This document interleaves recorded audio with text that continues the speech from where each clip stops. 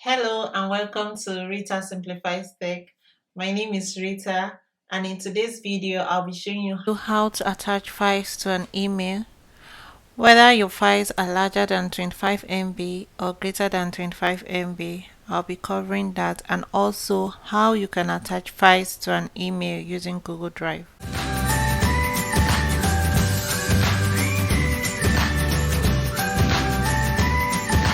The number one method is through the direct method. With the direct method, you can send files up to 25 MB, but once it is above 25 MB, you can use the other method to send your files. But bear in mind that for every Google account, Google Drive allocates 15 gigabytes of storage space. You might not be able to send a file that is more than 15 gigabytes. And let's just get started. Using the direct method while composing an email, come to the compose button right here and put in the contact name and the subject. So once you are done putting in the email contact, the subject, and the body of the message, simply click on this icon right here to attach files. Navigate to where you have saved your file and select the file. Choose for upload. Now we have the resume right here attached to this email. So once we hit send, now we can see that the message just sent is here with the document attached correctly. So you might be asking, what if I have a file that is more than 25 MB? How can I send it? It's also very simple, the same procedure. Go ahead and click on compose, enter the contact and the subject.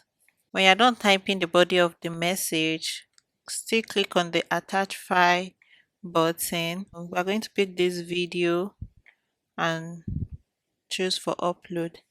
Now we get this pop-up telling us that our file is larger than 25 MB. Is going to be sent as a Google Drive link. We are just going to wait for it to finish uploading, and then we accept that. And even though our file is larger than 25 MB, it will just be saved on the Google Drive, so the person we are sending it to can have access to Google Drive and get the video from there. Now we can see that the file is properly attached here, and then we can send. So now we have this pop-up that says someone needs to access this file.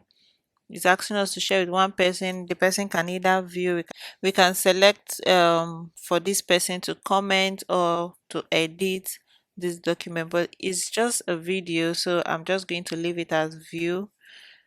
And you can also decide to turn on link sharing with anyone.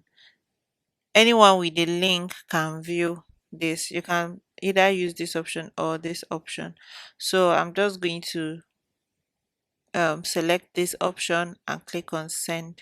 Now we have the video here, and once we click on this, it will take us directly to Google Drive where we can access this video, and we can decide to download it to our computer so we'll have it locally and not in the cloud.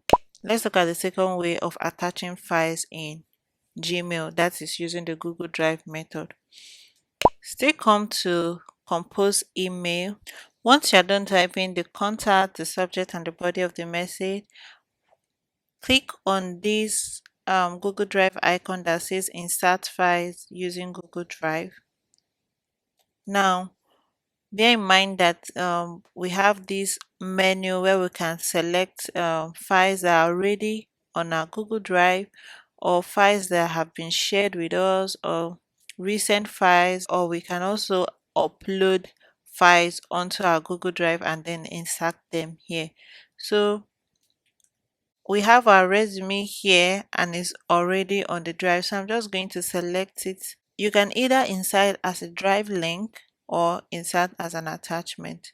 So I'm just going to select that. That's if you insert as a drive link, it will be a link and the person can click on the link to access the file here on Google Drive.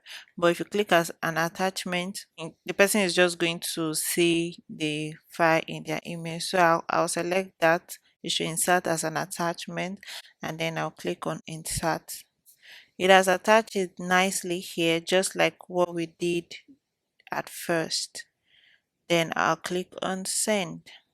Now we have our CV here, and this person can actually view, download, or even add it to their own Google Drive. So that is all I have for you today. I hope you've learned a new way of attaching files in Gmail. Basically, you can use this method of attaching. If you know how to attach, you can use it for any um, email provider, whether Gmail, whether Yahoo Mail or Outlook or whatever. You can use um, this knowledge to apply to different email service providers.